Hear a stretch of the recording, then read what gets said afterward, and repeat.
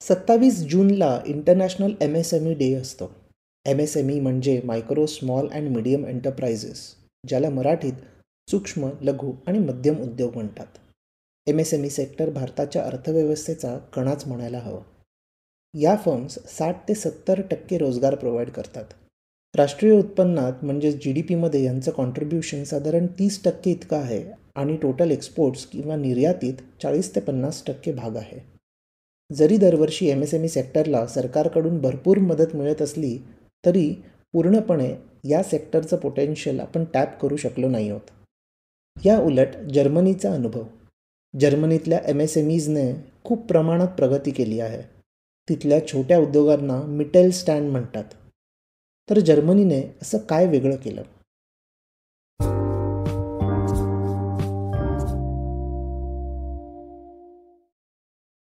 जर्मनीच्या MSMEजना मिटेल स्टँड म्हणतात.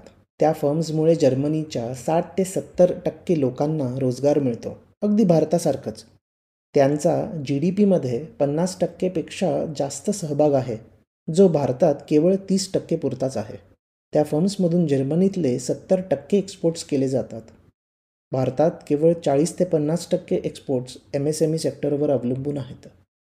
रोजगार निर्मितीच्या बाबतीत MSME सेक्टर भारतात साधारण 11 करोड लोकांना रोजगार देतं आणि जर्मनीमध्ये 1.5 ते 2 कोटी लोकांनाच. कमी लोकांवर अवलंबून असूनही भारतातल्या या सेक्टरपेक्षा अधिक दराने त्याची प्रगती होते आणि त्यांचा आर्थिक विकासामध्ये सहभाग वाढत जातो आहे. तर असं कसं? मेन कारण आहे की तिथला कामगार आपल्या कामगारांपेक्षा प्रोडक्टिव्ह आहे. प्रोडक्टिव्हिटी म्हणजे एका तासाच्या कामानंतर किती वस्तूंचं उत्पादन करता येतं. समजा एका कंपनीमध्ये 5 वस्तू निर्माण करता येत असतील आणि दुसऱ्या ठिकाणी 10, तर दुसरी कंपनी पहिल्या कंपनीपेक्षा जास्त प्रोडक्टिव्ह आहे. जर्मनीचं हे मॉडेल जगभरात नावाजलं जातं. गेल्या 30 वर्षांमध्ये चायनासारख्या मोठ्या देशातून केलेल्या निर्यातीचा बऱ्याच देशांमधल्या उद्योगांना फटका बसला आहे. पण जर्मनीमधल्या छोट्या फर्म्सवर एवढा इफेक्ट दिसला नाही. यामागे असंख्य कारणे आहेत. मिटेल स्टँड या भारतातल्या उद्योगांसारख्याच फॅमिली ओन्ड असतात, पण त्यांचं प्लॅनिंग आणि फोकस हे लाँग टर्म असतं.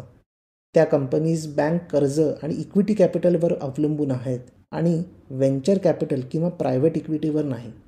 या कारणामुळे ते प्रत्येक बिझनेस सायकलमध्ये म्हणजेच आर्थिक मंदी असो किंवा तेजी एक स्टेबल एम्प्लॉयरची भूमिका निभावतात. ते कॅपिटल इंटेन्सिव्ह सेक्टर्स म्हणजे असे बिझनेसेस ज्यात खूप मोठ्या मशिनरीमध्ये गुंतवणूक करावी लागते, अशा बिझनेसेसमध्ये ते ऑपरेट करत नाहीत. म्हणूनच फार जास्त लेबर वापरून कामं करतात. जर्मनीमधल्या एज्युकेशनल आणि अप्रेंटाईसशिप सिस्टीम्स या जगभरात नावाजल्या आहेत आणि या सिस्टीम्सचे ते पुरेपूर वापर करतात.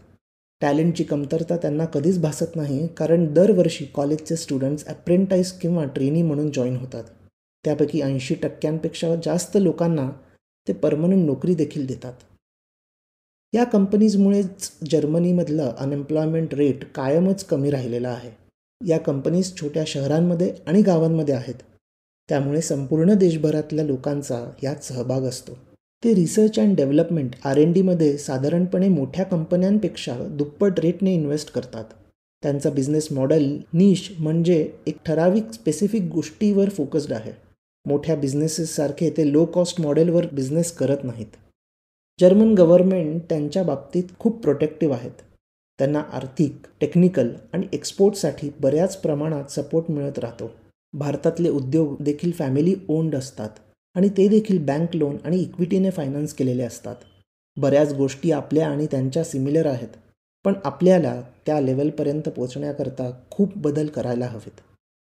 नुकताच दिवा जैन या रिसर्चरने द मिंट या न्यूजपेपरमध्ये यावर एक आर्टिकल लिहिलं आहे. त्याची लिंक मी शो नोट्समध्ये टाकली आहे. त्यात ती म्हणते की भारतातल्या MSME सेक्टरला 3 गोष्टींमध्ये गव्हर्नमेंट सपोर्टची खूप गरज आहे. 1. Technical support, 2.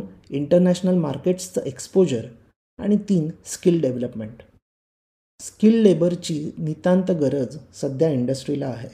स्किल इंडियाचा सक्सेस हा फार मर्यादितच आहे, कारण ज्या कंपन्या या पॉलिसीनुसार नोटिफाईड आहेत त्या फक्त त्यांच्या प्रोडक्ट्स पुरताच लोकांना स्किल्ड बनवतात आणि स्वतःच नोकऱ्या देतात. त्याचबरोबर खूप जास्त रेग्युलेशन्स, कंप्लायन्सेस आणि ब्युरोक्रेसीमुळे बऱ्याच बिझनेसेसचा अर्धा वेळ ह्यातच निघून जातो. ईज ऑफ डुईंग बिझनेसमध्ये आपण फार मागे आहोत.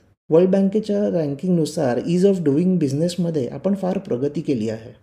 हो, गेल्या 7-8 वर्षांमध्ये यावर खूप प्रमाणात काम झालेलं आहे. पण वर्ल्ड बँकेचे सर्वेज मुंबई, दिल्ली, बँगलोरसारख्या शहरांमध्येच केले जातात. आपल्याला देशात कुठेही बिझनेस करणं सोपं व्हावं असं एन्व्हायरमेंट तयार करायला हवं. माझ्या आधीच्या एपिसोडमध्ये सांगितल्याप्रमाणे आपल्याला अशा पॉलिसीज हव्या आहेत ज्या सगळ्या सेक्टर्स, सगळ्या जागा आणि सगळ्या स्किलसेट्स असलेल्या लोकांसाठी फायद्याच्या ठरतील. ठराविक कंपनीज किंवा इंडस्ट्रीज आणि फक्त मुंबई, बँगलोरमधल्या IT आणि फायनान्समधल्या लोकांपुरतं मर्यादित न राहता इकॉनॉमिक डेव्हलपमेंट ही सर्वांगीण व्हायला हवी. जर्मनीसारखे आपणही असे चमत्कार करू शकतो का? हो ना, नक्कीच करू शकतो. आपल्याकडे तेवढी क्षमता आहे, पण नुसतं पोटेन्शियल असून चालत नाही. त्यासाठी आपल्याला हातपाय चालवायला लागणार आहेत आणि लवकरात लवकर.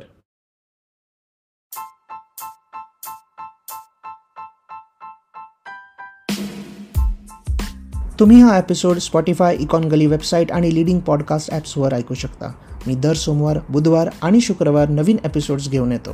तुमचा फीडबॅक आणि सजेशन्स शो नोट्समध्ये दिलेल्या माझ्या ब्लॉग, लिंक्डइन किंवा ट्विटर अकाउंट्सवरून मला नक्की कळवा.